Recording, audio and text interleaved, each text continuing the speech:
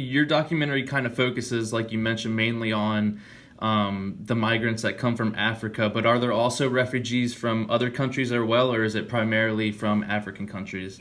No, we have refugees also from other countries. For example, from Bangladesh, from Pakistan, and from Afghanistan and India.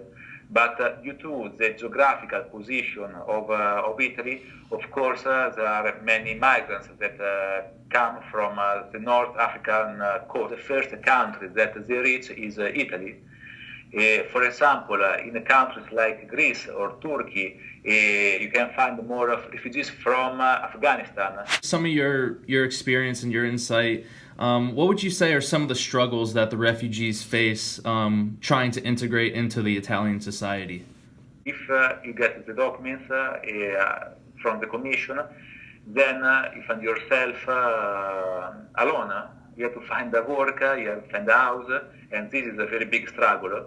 If you were able to build a social relationship with the people that are already here in Italy, and then migrants that maybe they are already living in Italy and they can give you a hand. They can give you, for example, hospitality. They can you can stay with them in their house.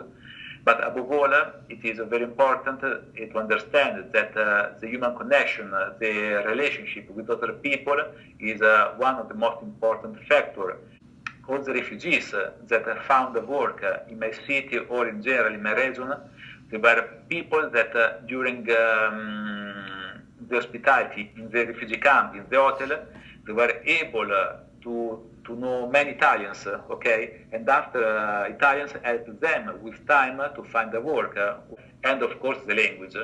The language, you must learn Italian, you have to learn Italian in order to work in Italy. How do the Italian people perceive the number of refugees compared to how many there actually are? And additionally, how are refugees typically treated or perceived by Italians? According to the sociological studies, they perceive refugees 3 times more than the actual number, the real number of the refugees here.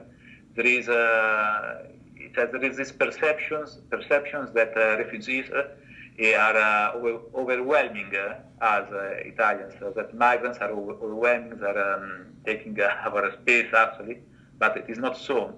And the reason why it is happening this is for the mediatic attention, the news that we can see every day on television or we can read every day on the newspapers. It was like a hammer. Every day there were news, of course, bad news about refugees, about migrants in Italy. It was this kind of news were always on television, and the perception that this was a very big problem, issue for Italy was very, very strong among the people that are living in my country. Of course, this happened because these political parties that tried to use this topic, the refugees in Italy, like a way to win the election, okay? So these parties were against the refugees, and so it is why the media were talking so much about the refugees, because in Italy there is a very strong connections between media and political parties. If you could elaborate a little bit on some of your experiences on the studies with other refugees and sort of discuss some of your main takeaways from your studies. So I lived with them for 1 year, and I tried to do the same things that the migrants, the refugees were doing inside the camp. I was eating with them.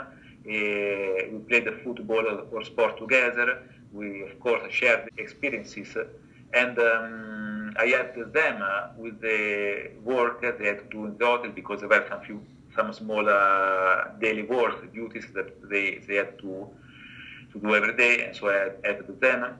And there was this side of my research that was based on the experiences, to share and to have the same experiences that the refugees had.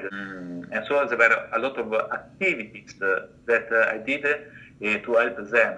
And this was important for my research, because I became something like a resource, and so refugees were actually more willing to let me to enter in their experiences in their life, And so this helped me to be accepted by the community of refugees was very important.